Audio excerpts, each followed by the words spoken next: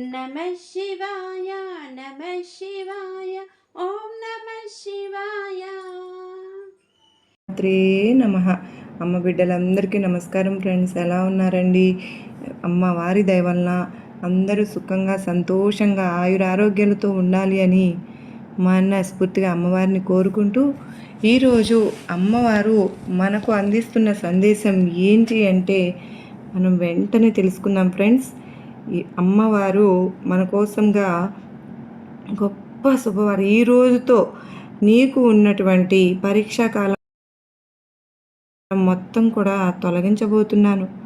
ప్రాప్తం ఉంటూనే ఈరోజు ఈ దుర్గమ్మ చెప్పే మాటలు నీ చెవిన పడతాయి అని అంటున్నారు. మరి ఈ సందేశానికి ఉన్నటువంటి పరమార్థం ఏమిటో తప్పకుండా తెలుసుకుందామండి. అంతకంటే ముందుగా మన ఛానల్ కనుక ఎవరైతే కొత్తగా చూస్తున్నారా ఛానల్ని సబ్స్క్రైబ్ చేసుకుని, వీడియో కనుక మీకు నచ్చినట్లయితే లైక్ చేసి సపోర్ట్ చేయండి ఫ్రెండ్స్.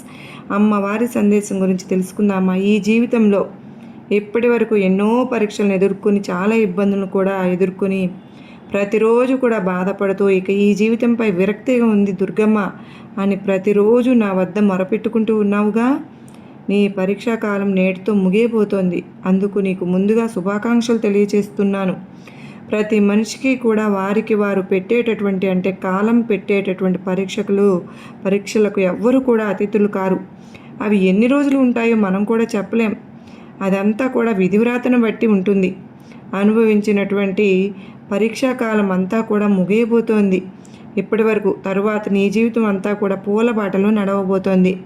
కనుక ఇక ఈ రోజున ఈ దుర్గమ్మ నీ కోసం చెప్పేటటువంటి మంచి మాటలను నీ చెవిన పడబోతున్నాయి. అంటే నువ్వు ఎంతో ప్రాప్తం ఉండబట్టే, చేసుకోబట్టం వల్లే ఈరోజు ఈ సందేశాన్ని నువ్వు వినబోతున్నావు.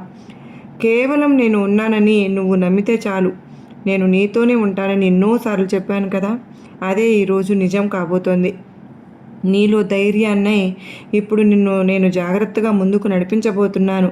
ఇప్పటి వరకు నువ్వు ఎదుర్కొంటున్నటువంటి సమస్యలు కావచ్చు, లేదంటే నీకు ఉన్నటువంటి పరీక్షాకాలం కావచ్చు, ఇదంతా కూడా నీ చుట్టూ ఉన్నటువంటి మనుషులు, అలాగే సమాజం గురించి నీకు ఒక మంచి అవగాహన వచ్చేలాగా నీకు బాగా తెలియజేసేలా చేసింది కదూ. జీవితంలో ఎప్పుడు కూడా దొరకని దానికోసం నువ్వేమీ బాధపడవలసిన పని లేదు. అలాగే ఎవరో మోసం చేశారని కూడా బాధపడవలసిన పని లేదు.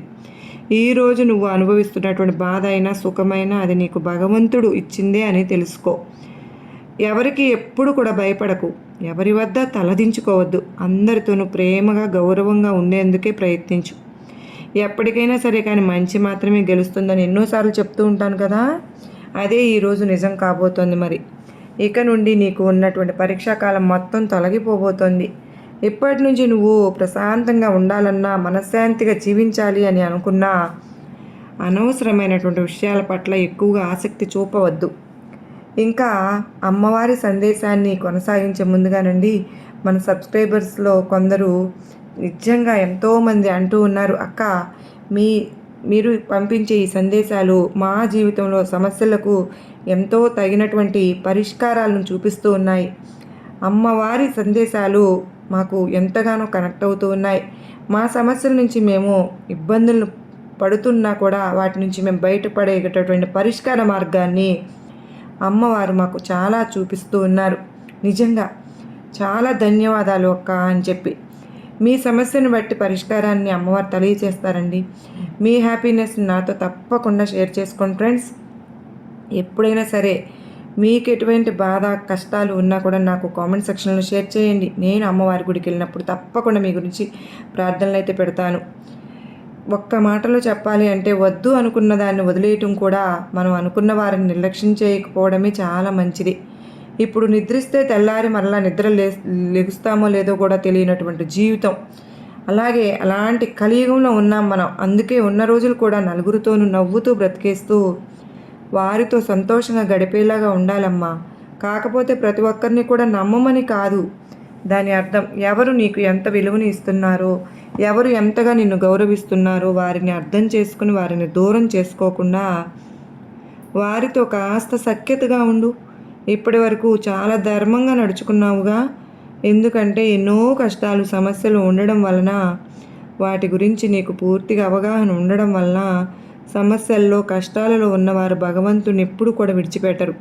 అలాగే ధర్మాన్ని కూడా విడిచిపెట్టరు. ఇప్పటి వరకు నువ్వు భగవంతుని పాదాలను పట్టుకున్నావు, అలాగే ధర్మంగా ఉన్నావు కనుకనే ఇక నుంచి నీ జీవితం సంతోషమయం కాబోతుంది. అంటే నువ్వు జాగ్రత్తగా జీవితంలో అడుగులు వేసేటటువంటి సమయం ఇది. అంటే నువ్వు ఆనందంగా ఉన్నటువంటి సమయంలో భగవంతుని మాత్రం మర్చిపోవద్దు, అలాగే ధర్మాన్ని కూడా మర్చిపోవద్దు. కనుకనే నేను నిన్ను హెచ్చరించి మరీ చెప్తున్నాను, ఎప్పుడు కూడా ఒకేలాగా ఉండేలాగా, ఒకే మనస్తత్వం ఉండేలాగా, నలుగురిలో ఉన్నప్పుడు కూడా ప్రతి ఒక్కరిని గౌరవిస్తూ నువ్వు కూడా గౌరవింపబడుతూ ఉండాలనేదే నా కోరిక. కనుక ధర్మంగా నడుచుకునే వారికి అధర్మం ఎప్పుడు కూడా వెంటాడదు అనుకో. ఒకవేళ వెంటాడిన భగవంతుడు వెంట ఉండి కాపాడుతాను, ఇదైతే నిజం.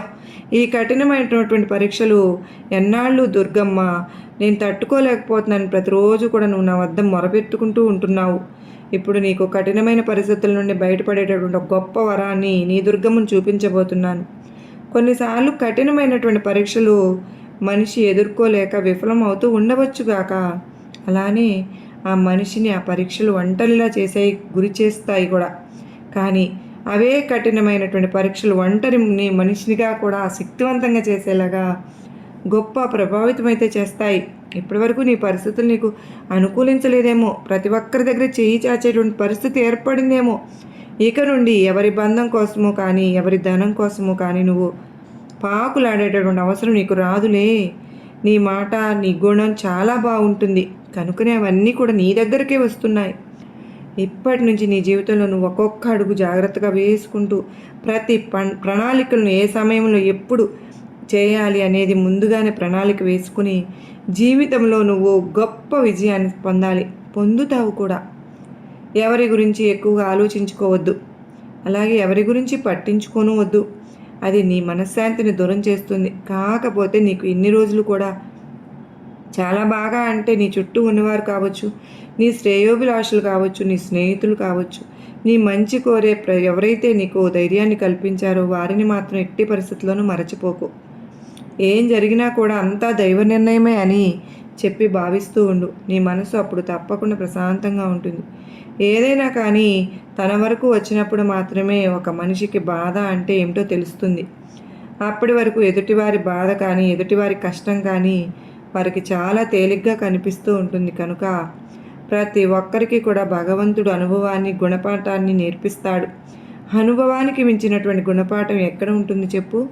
కనుక ఇప్పటి వరకు నీకు ఉన్నటువంటి కష్టాలు పరీక్షలు ఇవన్నీ కూడా నువ్వు దాటేశావు.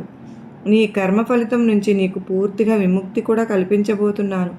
చూసావా, ఎప్పటి నుంచో నువ్వు నన్ను అడుగుతూ ఉన్నావు, దుర్గమ్మ ఇంకా ఎన్ని రోజులు ఇలా అని. ఏదైనా సమయం రావాలి అని అంటూ ఉంటారు కదా, ఆ సమయం వచ్చినప్పుడు నువ్వు ఎంత దూరం చేసుకున్నా కూడా నేను నీ దగ్గర అవుతూనే ఉంటాను. నువ్వు ఎంత బాధపడుతూ ఉన్నా కూడా కొన్నిసార్లు అలా చూస్తూ ఉండాల్సినటువంటి పరిస్థితి కూడా నాకు వస్తూ ఉంది. అప్పుడు మాత్రం నేను ఏమీ చేయలేనటువంటి పరిస్థితుల్లో నీకు ధైర్యాన్ని అలాగే మంచి ఆలోచనలను విధానాన్ని కల్పించేలాగా చేస్తున్నాను. ఒక బంధం మనిషికి భరోసాగా ఉండాలి తప్ప అవసరానికి వాడుకునేదిగా ఉండకూడదు. కనుకనే నీ చుట్టూ ఇప్పుడు కొన్ని బంధాలు ఏర్పడబోతున్నాయి. ఆ బంధాలను నువ్వు జాగ్రత్తగా వాళ్ళందరితోనూ సఖ్యతగా ఉంటూ ప్రతి ఒక్కరిని కూడా ప్రేమిస్తూ ప్రతి ఒక్కరితో కూడా ఆనందంగా ఈ జీవితాన్ని సాగించు. ఎప్పుడు ఎవరితోనూ ఎలాంటి కలహాలు పెట్టుకోవద్దు. ఒకవేళ వారు నీపై ఏదైనా కానీ కోపం తెచ్చుకున్న వారితో నువ్వు నవ్వుతూ మాత్రమే సమాధానం ఇవ్వు. దానివల్ల నీకు నీ కుటుంబానికి ఎలాంటి నష్టము కానీ ఎలాంటి కీడు కానీ జరగదు. ప్రతి ఒక్కరిని కూడా ప్రేమిస్తూ ఉండమని చెప్తున్నాను. ప్రతి ఒక్కరితో కూడా సంతోషంగా ఉండు అని చెబుతున్నాను. అది నీకే మంచిది.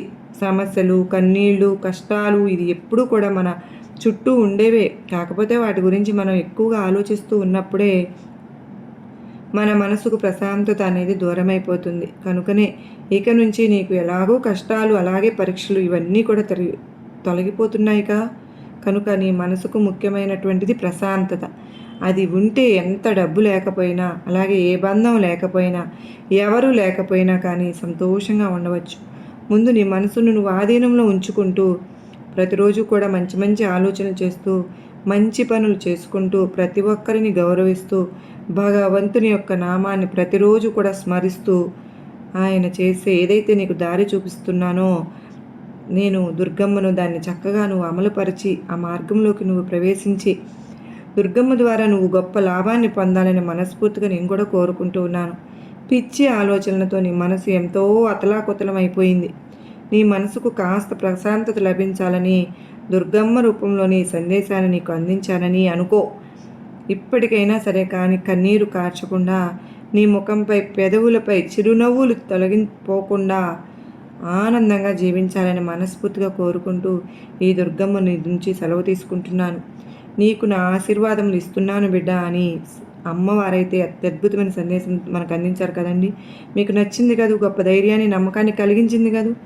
నచ్చింది అనుకున్న ప్రతి ఒక్కరూ కూడా శ్రీమాత్రే నమః అని టైప్ చేయడం మాత్రం మర్చిపోవద్దు ఫ్రెండ్స్. మీ సపోర్ట్ నాకు ఎంతగానో అవసరం, మరలా చెప్తూనే ఉన్నాను. మీరందరూ కూడా నాకు సపోర్ట్ చేసి మీ సహకారాన్ని నాకు అందిస్తున్నారు, ఇంకా అందించాలని కూడా నేను కోరుకుంటూ, మీ అందరి కుటుంబాలపై అమ్మవారి కృపా కరుణా కటాక్షములు ఉండాలని నేను కూడా మనస్ఫూర్తిగా కోరుకుంటూ, ఓం సాయిరాం శ్రీమాత్రే నమః. సర్వే జనా సుఖినో భవంతు.